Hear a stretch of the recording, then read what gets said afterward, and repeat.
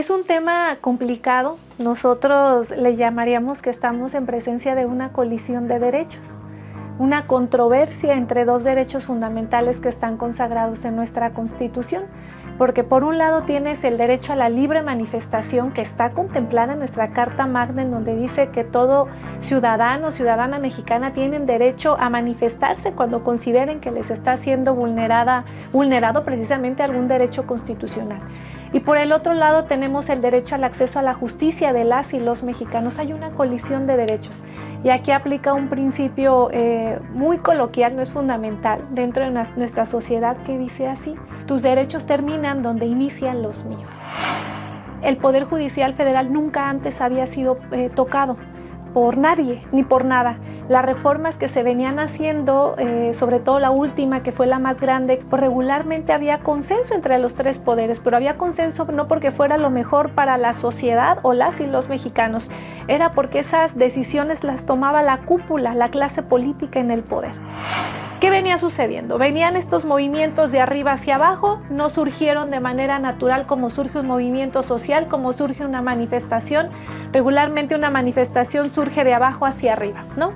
La base es la base, la clase trabajadora, la que considera vulnerar un derecho. Ellos vinieron de arriba hacia abajo porque así se comenzó este movimiento. Creo yo que estas movilizaciones eran desinformadas porque la reforma o el mandato judicial que habla sobre el Poder Judicial no vulnera los derechos de las y los trabajadores.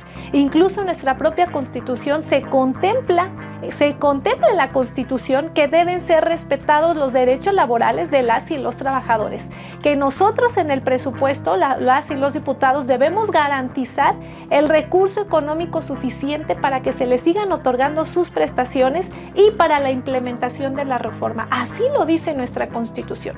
La carrera judicial no desaparece. Era otro comentario que se veía en esas movilizaciones, que cualquiera podía ser juez, que iba a desaparecer la carrera judicial, lo que es completamente falso. No desaparece la carrera judicial.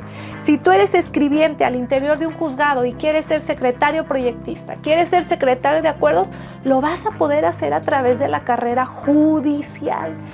Y vas a tener ahora más oportunidad, porque solamente tenían oportunidad de ingresar al Poder Judicial si eras hija o hijo de un ministro, de un magistrado, de un juez. El tema del acoso sexual está muy fuerte al interior del Poder Judicial. El tema del nepotismo, el estado que menos nepotismo tiene al interior del Poder Judicial está en un 67%, el que menos tiene. Estamos hablando que el Poder Judicial Federal en estados hasta un 80% está conformado por familiares.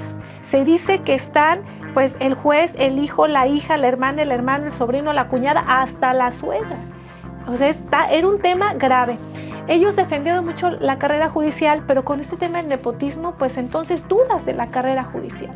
Ahora con esta reforma el nepotismo se prohíbe prácticamente, y entonces quien quiera aspirar a ingresar al Poder Judicial Federal, quien realmente tenga la capacidad, tenga el talento, tenga las ganas, lo va a poder hacer sin necesidad de ser familiar de absolutamente nadie, que al interior estaban jugando con las vidas.